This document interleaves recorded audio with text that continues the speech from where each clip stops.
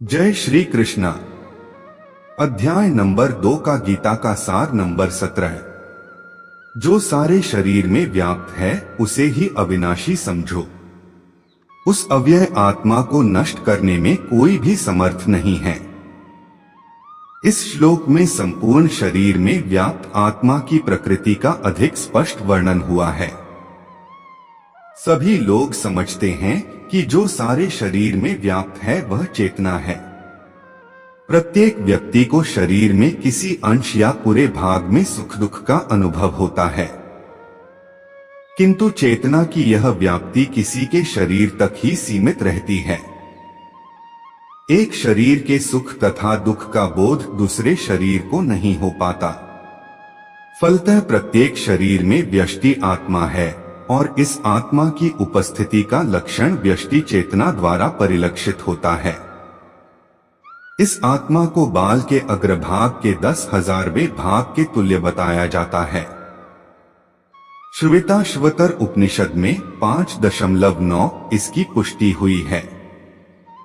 यदि बाल के अग्रभाग को 100 भागों में विभाजित किया जाए और फिर इनमें से प्रत्येक भाग को 100 भागों में विभाजित किया जाए तो इस तरह के प्रत्येक भाग की माप आत्मा का परिमाप है। इसी प्रकार यही कथन निम्नलिखित श्लोक में मिलता है। आत्मा के परमाणुओं के अनंत कण हैं जो माप में बाल के अगले भाग नोक के 10,000वें भाग के बराबर हैं। इस प्रकार आत्मा का प्रत्येक कण भौतिक परमाणुओं से भी छोटा है और ऐसे असंख्य कण हैं। यह अत्यंत लघु आत्मसंफुलिन भौतिक शरीर का मूल आधार है और इस आत्मसंफुलिन का प्रभाव सारे शरीर में उसी तरह व्याप्त है जिस प्रकार किसी औषधि का प्रभाव व्याप्त रहता है। आत्मा की यह धरा विद्युत धारा सारे शरीर में चेतना के रूप में अनुभव की जाती हैं और यही आत्मा के अस्तित्व का प्रमाण है। सामान्य से सामान्य व्यक्ति भी समझ सकता है कि यह भौतिक संयोग के फलस्वरूप नहीं है अपितु आत्मा के कारण है। मुंडक उपनिषद में 3 जनवरी 2009 सूक्ष्म परमाण्विक आत्मा की और अधिक विवेचना हुई है। आत्मा आकार में अनुतुल्य है जिसे पूर्ण बुद्धि के द्वारा जाना जा सकता है।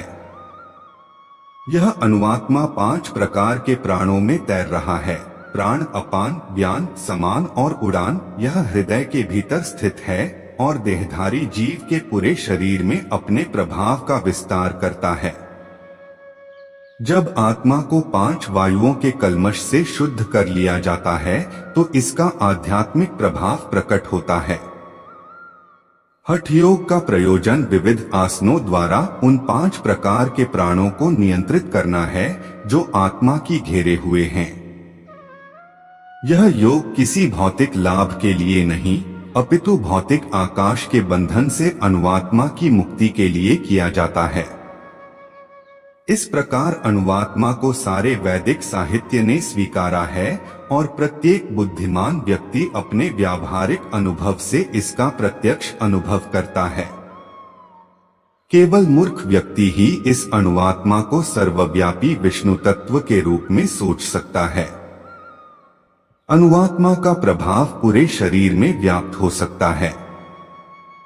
मुंडक उपनिषद के अनुसार यह अनुआत्मा प्रत्येक जीव के हृदय में स्थित है और चूंकि भौतिक विज्ञानी इस अनुआत्मा को माप सकने में असमर्थ हैं, उसे उनमें से कुछ यह अनुभव करते हैं कि आत्मा है ही नहीं।